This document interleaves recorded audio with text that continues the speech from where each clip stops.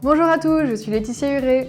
Bonjour à tous, je suis Sylvain Clément et bienvenue sur le Cyber JT de février de Farmind. Commençons par notre revue de presse. Alors Laetitia, de quoi parlons-nous aujourd'hui? Dans cette édition, nous parlerons tout d'abord de la dernière mise en demeure de la CNIL, de la publication de clés de déchiffrement de ransomware connus, et enfin, d'une fausse attaque contre le ministère de la Justice en France.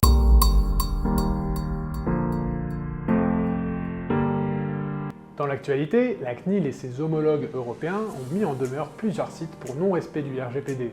Ces sites web utilisent le service Google Analytics pour obtenir des statistiques sur leurs visiteurs qui les envoient vers les États-Unis sans leur autorisation. La CNIL n'a pas mis directement Google en demeure, mais a spécifié que si la société ne mettait pas le service en conformité, les contrevenants devraient changer de service de statistiques. Passons maintenant à une bonne nouvelle avec la publication des clés de chiffrement de 3 ransomware parmi les plus actifs entre 2019 et 2021.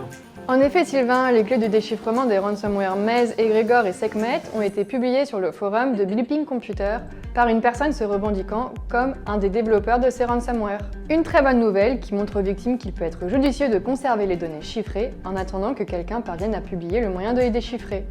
Il est également fondamental d'être patient et de ne surtout jamais payer la rançon car il n'existe aucune garantie que les données soient rendues déchiffrées et intègres. L'autre actualité de ce mois, cette vraie fausse attaque contre le ministère de la Justice. Effectivement, le groupe criminel Logbit 2.0 annonçait le 27 janvier dernier avoir piraté le ministère de la Justice français et menacé de divulguer les données volées le 10 février. Elles ont finalement été publiées en avance. Surprise néanmoins, elles ne semblent pas provenir du ministère de la Justice, mais d'un cabinet d'avocats basé à Caen. Parmi elles, de nombreux documents confidentiels, des pièces d'identité, des jugements rendus ou encore des identifiants de leurs collaborateurs. Bien que gênant pour le cabinet en question, cela est plutôt rassurant pour le ministère de la Justice et nous montre qu'il faut toujours se méfier des allégations de tels groupes. Merci Sylvain, passons tout de suite à l'actualité de l'entreprise.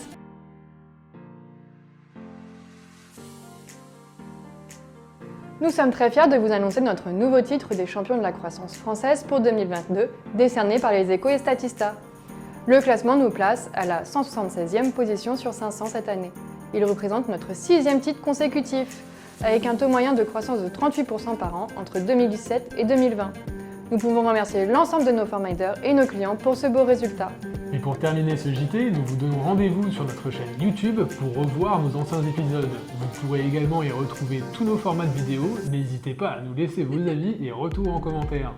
Merci à tous d'avoir suivi notre JT. Nous revenons très rapidement sur vos écrans avec plein de nouvelles actus. À très vite.